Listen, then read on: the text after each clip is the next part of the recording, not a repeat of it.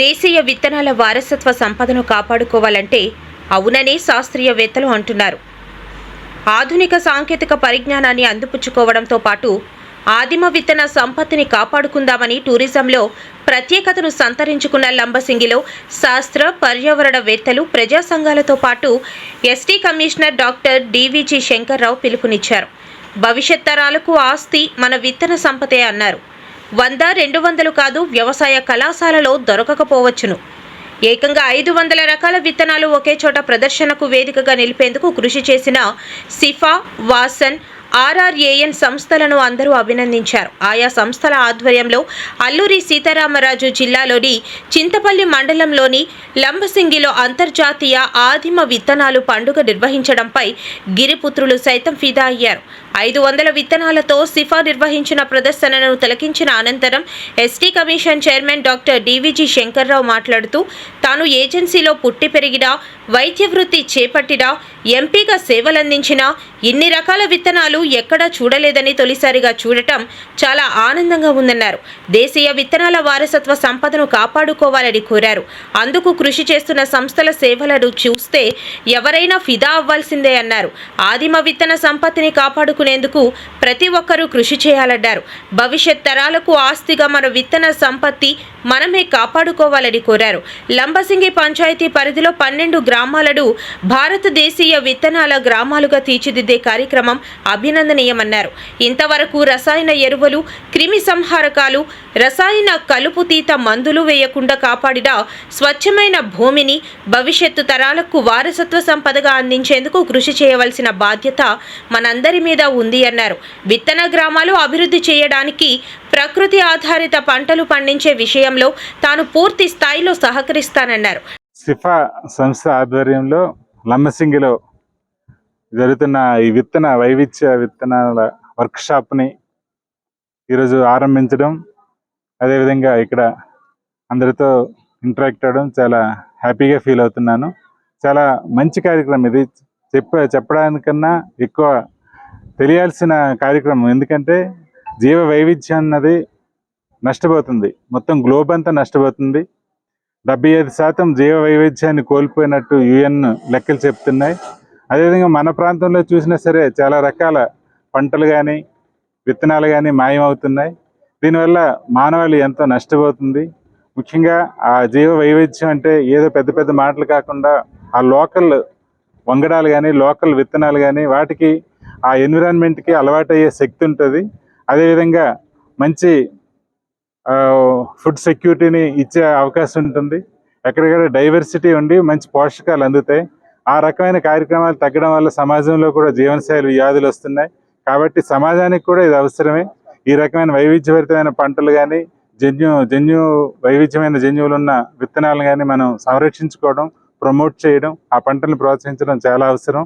ఆ ప్రజారోగ్య పరంగానే కాకుండా ఆర్థికంగా కూడా ఇది ఉపయోగకరం కావాలంటే దాన్ని ప్రజల్లో పెద్ద ఎత్తున అవగాహన తీసుకురావాలి, పంటల్ని ప్రోత్సహించాలి. దీనికోసం కృషి చేస్తున్న స్వచ్ఛంద సంస్థలను అభినందిస్తూనే అంతకన్నా పెద్ద సాయం ప్రభుత్వం చేయగలుగుతూ పరంగా కూడా ఈ రకమైన కార్యక్రమాలకి పూర్తి ఊతం ఇచ్చి వైవిధ్యభరితమైన విత్తనాలని మరింత సంరక్షించే కార్యక్రమాలు, పథకాలు చేపట్టాలని నేను నా కమిషన్ తరఫున కోరబోతున్నాను.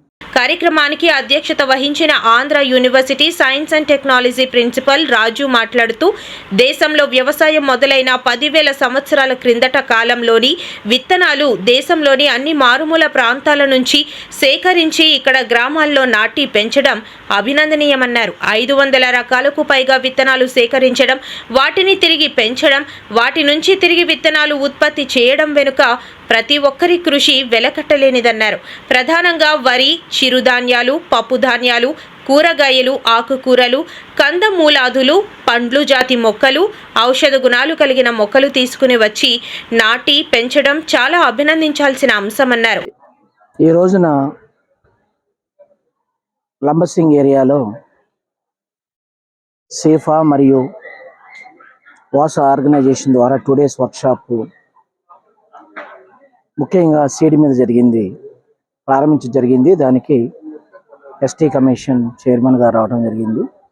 దీని యొక్క ముఖ్య ఉద్దేశం ఏంటంటే, మన దేశంలో ముఖ్యంగా ఈ అరకు పాడేరు ఏరియాలో, లంబసింగ్ ఏరియాలో కొన్ని వందలు విలువైనటువంటి విత్తనాలు ఉన్నాయి. రోజు రోజుకు ఆ విత్తనాలు మరుగైపోతున్నాయి.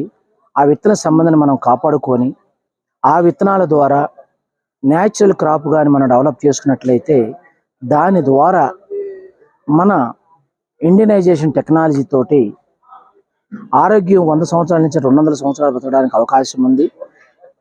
కానీ ఈ మధ్యకాలంలో ఈ సూపరాలు, యూరియాలు వచ్చిన తర్వాత అధిక రాబడి కోసం పంటలు పండించడం, దానివల్ల షుగర్ వ్యాధులు, బీపీ, అదర జబ్బులు రావడం జరిగింది. కానీ భారత ప్రభుత్వము, మన ఆంధ్రప్రదేశ్ ప్రభుత్వం ముఖ్యంగా ఈ న్యాచురల్ ఫార్మింగ్కి ఇంపార్టెన్స్ ఇస్తున్నారు. కాబట్టి సీఫ్ ఆర్గనైజేషన్ వాళ్ళు ఈ మంచి కార్యక్రమం చేసింది. ఇప్పుడు దగ్గరగా 500 పైనే సీడ్స్ని ఎగ్జిబిషన్ పెట్టడం జరిగింది.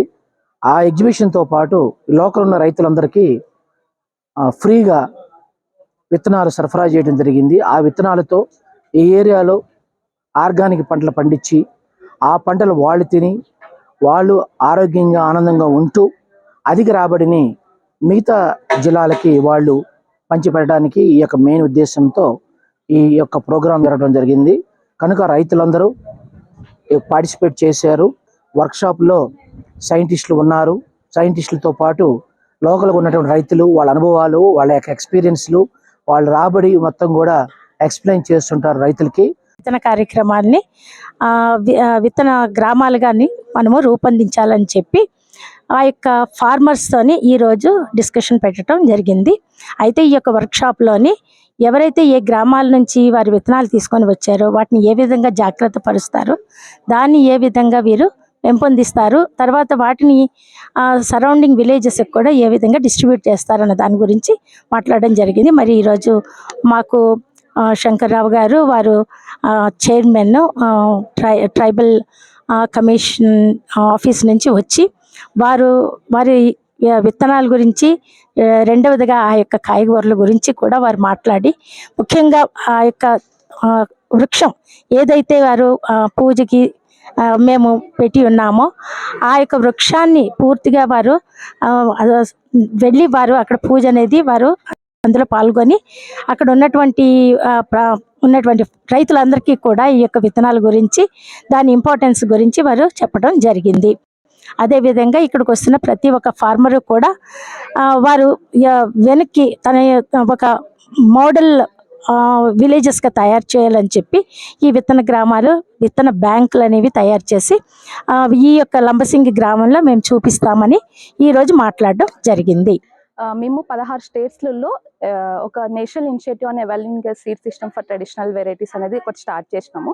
As a part of that మేము అంటే అన్ని స్టేట్స్లలో ట్రెడిషనల్ వెరైటీస్ని ఎట్లా రివైవ్ చేసి మరి తిరిగి అగ్రికల్చర్ ల్యాండ్స్లోకి ఎట్లా తీసుకురావాలి అనేది ఒకటి చేస్తున్నాం. సో లంబసింగిలో కూడా లాట్ ఆఫ్ డైవర్సిటీ ఉంది. సో లంబసింగి అండ్ చుట్టుపక్కల విలేజెస్లో సో ఈ వర్క్షాప్ ద్వారా మేము ట్రెడిషనల్ నాలెడ్జ్ ఏదైతే కమ్యూనిటీ నాలెడ్జ్ ఉంటుందో అదంతా డాక్యుమెంటేషన్ చేసి ఏ వెరైటీస్ ఉన్నాయి, వాటి పాస్పోర్ట్ డేటా అవన్నీ కలెక్ట్ చేసి నాలెడ్జ్ని అంతా డాక్యుమెంట్ చేయాలనేది ఒకటి ముఖ్య ఉద్దేశం. అలాగే ఏ వెరైటీస్ అయితే తక్కువ హౌస్ హోల్డ్స్, తక్కువ యూజ్లో ఏరియాలో ఉన్నాయో ఆ వెరైటీస్ని ఎక్స్టెంట్ అవ్వకుండా కన్జర్వేషన్లోకి ఎలా తీసుకెళ్ళొచ్చు, ఏం జాగ్రత్తలు తీసుకోవాలనేది ఒకటి చేయాలనుకున్నాము. తర్వాత ఎక్కువ వెరైటీస్, ఎక్కువ హౌస్ హోల్డ్స్ వేస్తున్న వెరైటీస్ని తీసుకొని దాన్ని మల్టిప్లికేషన్ చేసి ఏదర్ విలేజ్ ఆర్గనైజేషన్స్ ద్వారా కానీ, ఎఫ్పిఓ ద్వారా కానీ మనం ఒక ఎంటర్‌ప్రెన్యూర్ మోడల్ ఎలాగ డెవలప్ చేయొచ్చు వాళ్ళకి అనేది ఇది ముఖ్య ఉద్దేశం. ఇంకొకటి కొన్ని వెరైటీస్ ఉన్నాయి, చాలా మెడిసినల్ ప్రాపర్టీస్ అండ్ చాలా ఎకనామిక్ ఇంపార్టెన్స్ అదంతా ఉంది, but they are not popular. అలాంటి వెరైటీస్ ఏవి ఉన్నాయి, దానిని మనం అగ్రికల్చర్ ఫీల్డ్స్లోకి ఎట్లా తీసుకురావచ్చు, అంటే ఫార్మర్స్ ఫీల్డ్స్లోకి, వాళ్ళ కల్టివేషన్లోకి ఎలా తేవాలి అనేది చేయాలనుకుంటున్నాం. థ్యాంక్ యూ అండి. నా పేరు సన్యాసరావు, నేను అసోసియేట్ డైరెక్టర్ వాసన్ అండి. ఇది ఒక చిన్న ప్రయత్నం చేస్తున్నాము.